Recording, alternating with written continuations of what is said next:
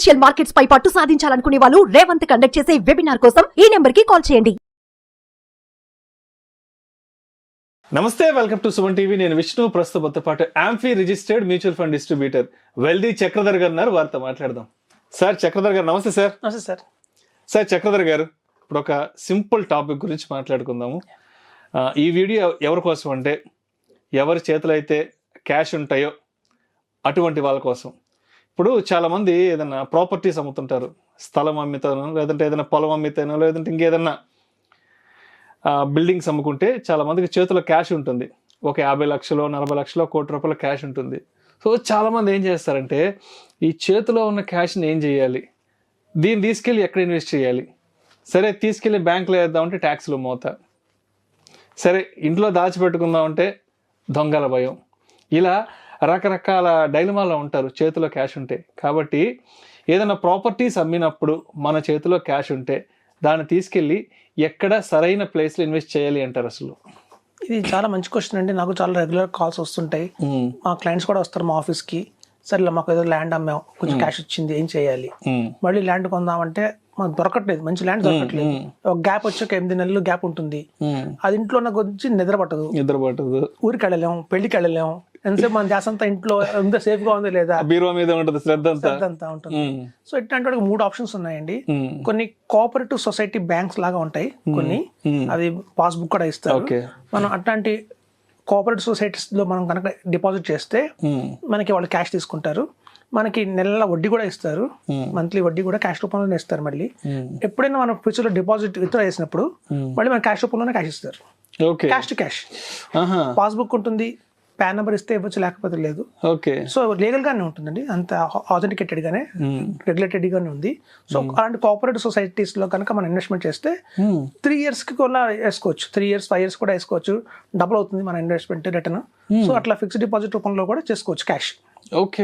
Unlimited గా cash deposit చేయొచ్చు, withdraw చేయొచ్చు. ఇలాంటి ఆపర్చునిటీస్ కూడా చాలా మంది తెలియదు అండి, ఇట్లాంటి ఉన్నాయని తెలియదు. సో కోఆపరేటివ్ సొసైటీస్ లో మనం చేసుకోవచ్చు. కోఆపరేటివ్ సొసైటీస్ లాకర్స్ కూడా ఫెసిలిటీ ఉంటుంది. ఆల్రెడీ 2-3 బ్రాంచెస్ ఉంటాయి. మన ఏపీలో కూడా చాలా బ్రాంచెస్ ఉన్నాయి. మంచి అదొక మంచి ప్లేస్.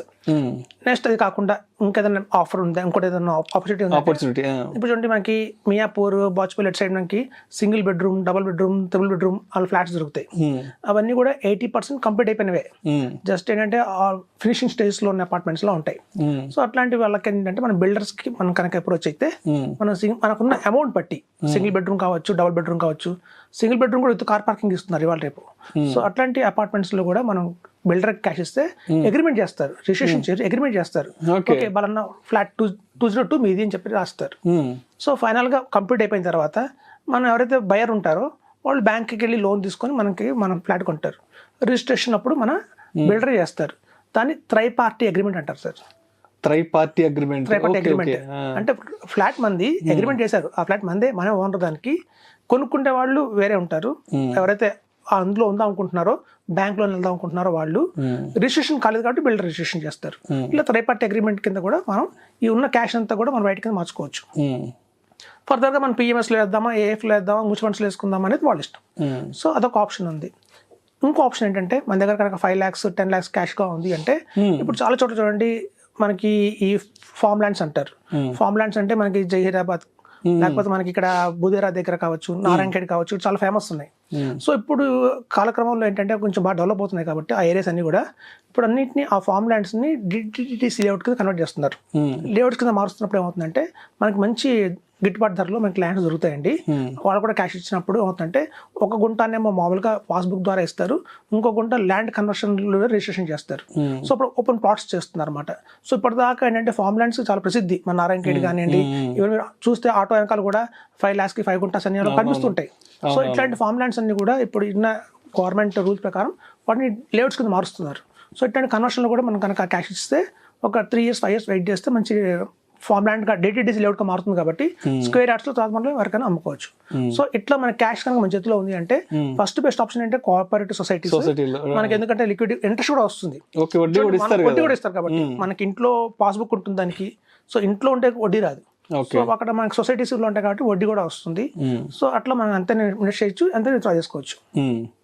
తర్వాత పెద్ద అమౌంట్ ఉంది మీరు అన్నట్టుగా 80 lakhs 1 crore 1 crore 2 ఉంటే crores మాత్రం ఈ అపార్ట్మెంట్స్ ఇస్ ద బెస్ట్ అండి. 80% అయిపోయిన అపార్ట్మెంట్ తీసుకోవాలి. ఇంకా అప్పుడే లేఅవుట్ వేస్తున్నాం భూమి పూజ చేస్తున్నాం అంటే పెట్టకూడదు. మళ్ళీ ఎప్పుడవుతుంది 3 ఏళ్ళు పట్టచ్చు 4 ఏళ్ళు పట్టచ్చు. అలాగే మొత్తం కంప్లీట్ అయిపోయింది ఫినిషింగ్ వర్క్ జస్ట్ ఒక హార్డ్లీ 6 months. ఆల్రెడీ ఒంట్లో ఫ్లాట్స్ కూడా సెల్ అయిపోయి హ్యాండ్ ఓవర్ చేస్తారు, రెడీగా ఉంది. కొన్నిసార్లు ఏంటంటే మోటగేజ్ కింద కొన్ని ఫ్లాట్స్ ఉంటాయి. ఇప్పుడు రేరా వచ్చిన తర్వాత ఏమవుతుందంటే ఫస్ట్ అన్ని ఫ్లాట్స్ ని అమ్మకానికి పెట్టలేరండి వాళ్ళు. గ్రౌండ్ ఫ్లోర్ ఫస్ట్ ఫ్లోర్ ఆపేసుకుంటుంది రేరా. మొత్తం కంప్లీట్ అయిపోయిన తర్వాత చివరిలో రిలీజ్ చేస్తుంది ఈ first floor second floor G floor ground floor first floor ని. అట్లాంటి ఫ్లాట్స్ అయితే ఇంకా బ్రహ్మాండంగా ఉంటుంది, రిస్క్ కూడా ఉండదు. సో అట్లాంటి ఫ్లాట్స్ కూడా మనం ఈ క్యాష్ ఇచ్చి తీసుకోవచ్చు. సో థర్డ్ పార్టీ అగ్రిమెంట్ లో మనం వాటిని క్యాష్ నుంచి మార్చుకోవచ్చు, రైట్ గా మార్చుకోవచ్చు. తర్వాత వచ్చేసి మనకి ఈ ఫార్మ్ ల్యాండ్స్ కన్వర్షన్ అండి. ఈ ఫార్మ్ ల్యాండ్స్ కన్వర్షన్ కూడా ఇప్పుడు లేఅవుట్స్ కింద మారుతాయి కాబట్టి ఇట్లాంటి వాటిలో కూడా మనం 5 lakhs కావచ్చు 10 lakhs కావచ్చు ఇన్వెస్ట్మెంట్ చేసి తద్వారా మనం వైట్ గా మార్చుకోవచ్చు. సో ఇవన్నీ ఆప్షన్స్ ఉన్నాయండి. ఎవరైతే క్యాష్ ఉంది మనకి మళ్ళీ ఆపర్చునిటీ దొరకట్లేదు, మళ్ళీ ఏదైనా ఎమర్జెన్సీలో ఓట్లకు వెళ్ళాలి అన్నప్పుడు కూడా ఇది మనకి గిట్టుబాటు అవుతుందండి. మంచి ఆప్షన్ చెప్తున్నాను. మీరు అన్నట్టు ఈ కోఆపరేటివ్ సొసైటీస్ లో కనుక మనం డిపాజిట్ చేస్తే ట్యాక్స్ ఏమైనా పడుతుందా అని క్వశ్చన్ అవుతుందండి. పడదండి ట్యాక్స్. ఇందులో ఏంటంటే మనకి పాన్ నెంబర్ ఇవ్వట్లేదు మనకి ఇక్కడ. సో దాని ప్రకారం మనకి ఏంటంటే మనం మినిమం అమౌంట్ ఇన్వెస్ట్ చేసి క్యాష్ లో ఇన్వెస్ట్ చేస్తుంటాం.